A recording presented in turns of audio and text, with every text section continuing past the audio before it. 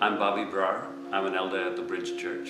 I came to the United States to go to college about 35 years ago, and met a lot of people there for the first time who shared their beliefs with me and asked me what I believed. I didn't really know what I believed. I was intrigued by the whole concept that there might be a God and that one could actually have a conversation about God. I was also surprised that this God could be so real that people would adjust the way they live in response to what that God would say.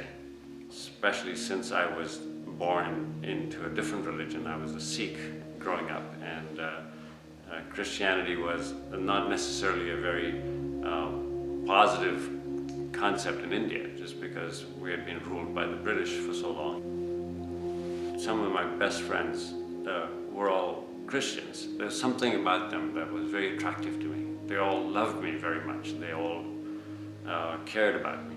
And they actually challenged me to ask God for something that I really wanted, and encouraged me to pray to God. And I thought that was also kind of crazy. What would God do with that? What if it didn't turn out? Does that mean there's no God?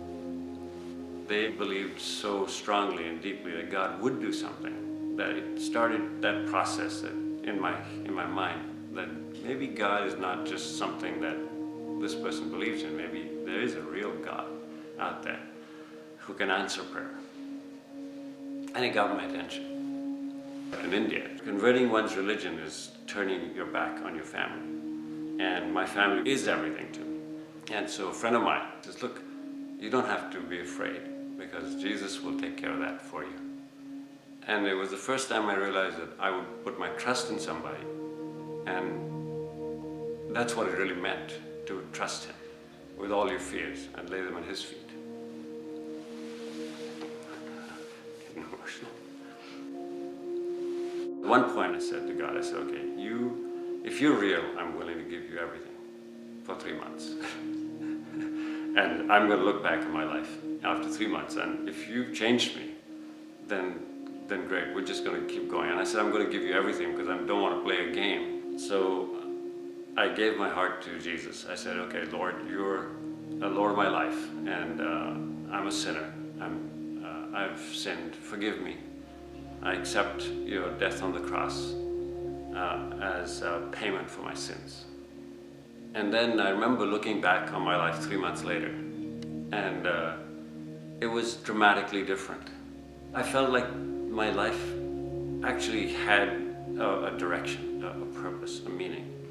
And it made much more sense to me than before, when I was just sort of searching for something but I didn't know what it was. I've been a believer for almost 30 years. During that time, it's been a journey. And it's been kind of a long journey for me. It was not easy to share Christ with my family. And I met a lot of opposition. And they were not happy with my decision. My parents felt I was too young to have made that decision. But over the years, I think my relationship with my parents is actually much stronger. It's much more loving than it ever had been in the beginning. And I think they see that I've been consistent in my love for them, that I haven't turned into somebody that is, I don't know, maybe they were afraid I was going to turn into. But I have just shown a consistent love for them and a respect for them. Respect being a very important aspect of life in India. Now when my parents come and visit me, they know that we're going to go to church on Sunday. And that's important to me.